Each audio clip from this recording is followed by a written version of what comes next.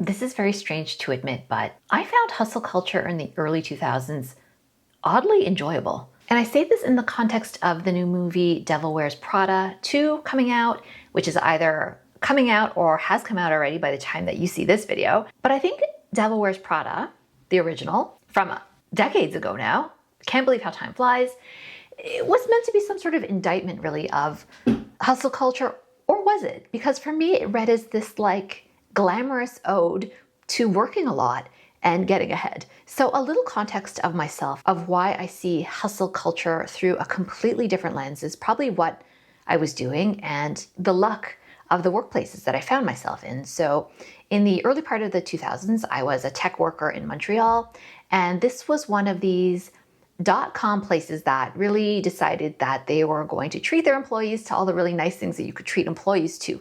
To wit, we had on-site daycare. So I didn't have a child at the time, but if you did have one, there was daycare on site, which is amazing. It really helps you return to the workforce. We had a cafeteria with like subsidized food, and the food was pretty good. I mean, you could get a breakfast for like $2, eggs, bacon, toast. We had a hockey rink. This is Quebec after all, a swimming pool in the summertime, a volleyball court, a full gym, like a really, really good gym. And other little bits and pieces, I can't even remember. We had a lot of really cool stuff. So I left Montreal to move back to Toronto, and I entered into the world of magazine journalism, which was on a high back then.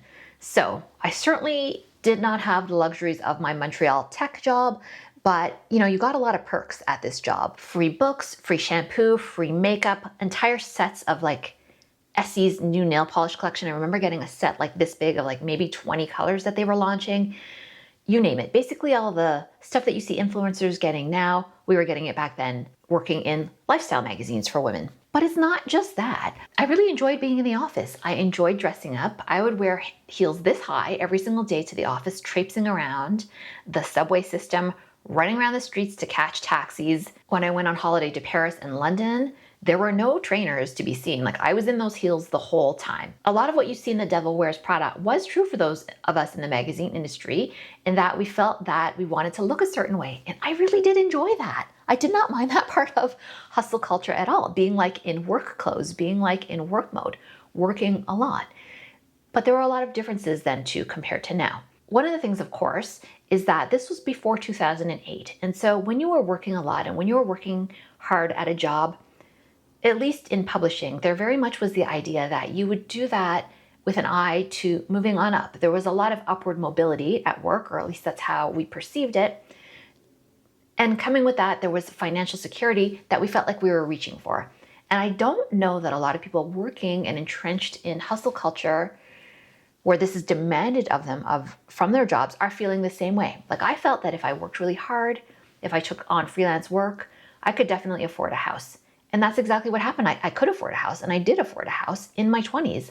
That's so difficult. I'm here in Toronto today, and the market is fluctuating a bit, but for the longest time that was out of reach for somebody in their 20s. I would say it still is, because salaries have not come up to where housing prices are. Not only did I have that first house, I sold it and I upgraded to a second house, and all of this before I'm like 30.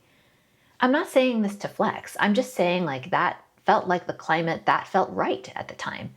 And then, of course, 2008 hit, and there were a whole lot of knock-on effects. We were very sheltered from, I think, a lot of the worst of them here in Canada. But what also started to come online was the smartphone, and that sort of really ate into the magazine journalism industry. And so from then on, it was a bit of a spiral downwards. We definitely were not seeing the good times that we had seen before. But when I was in it, when I was needing to be at work every single day, needing to have good hair, good makeup, tall shoes, I didn't mind.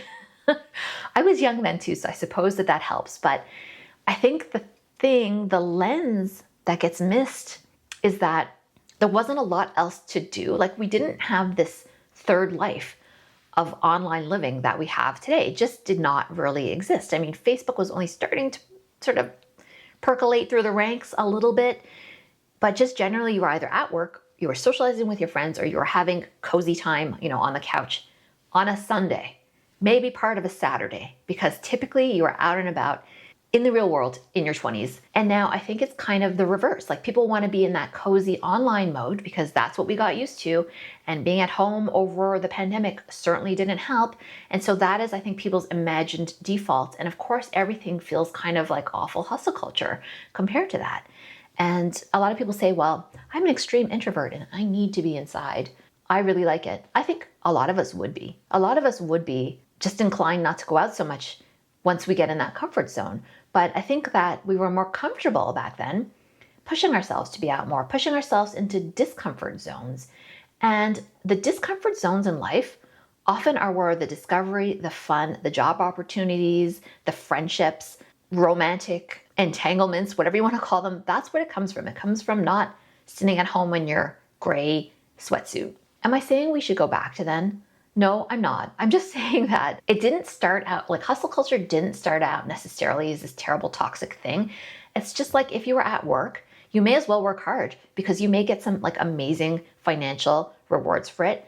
You'll get friendships that last a long time. I certainly have a huge amount of friends that come from then. We are so tightly bonded because it was like being in the army together at some levels. We had a common enemy, which was our company, of course. Like there's just like a lot to be said for those early 2000s. The oddies were like amazing if you wanted to work hard, and it wasn't a bad thing. Like when you have the bandwidth and you don't have kids yet and you're not married, working a lot can feel really good. It can feel really good depending on whether you like what you do or not, or whether it feeds whatever energy it is that's inside of you. And of course, other people have had all kinds of different experiences. I 100% am not trying to say my experience is everyone's experience.